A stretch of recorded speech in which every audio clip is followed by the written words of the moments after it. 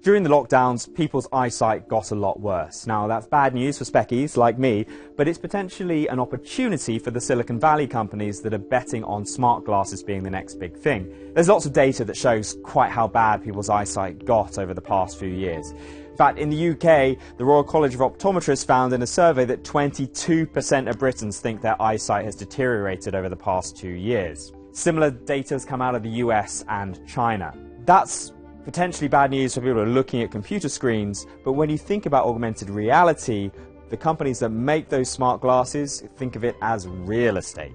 If you're going to have to buy glasses anyway, well, it's easier to convince you to upgrade to something which has a little projector in it and lets you see the world around you. The challenge that industry has is not only coming up with a killer application, showing that they look cool, that sort of thing, but getting them onto people's faces. The problem is these glasses are, right now at least, really expensive.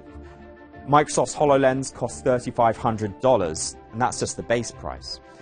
If you're an early adopter, you might be likely to buy it. If you're a company that sees a corporate purpose for having these products, you might be likely to buy it. But for anyone else, before they think about spending that kind of money, it's highly likely they're going to want to try it on.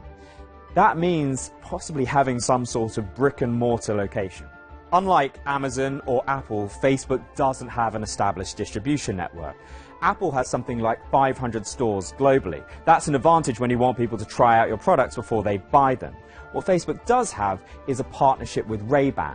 It's making smart glasses that have a camera on each side, let you upload photos and videos to Facebook's platforms, not least Instagram. But Ray-Ban is a unit of EssilorLuxottica. And as well as Ray-Ban and Oakley and Persol, it also owns LensCrafters, Sunglass Hut and David Clulo in the UK. In fact, it has 8,000 retail locations around the world. That makes Apple's 500 look relatively paltry in comparison.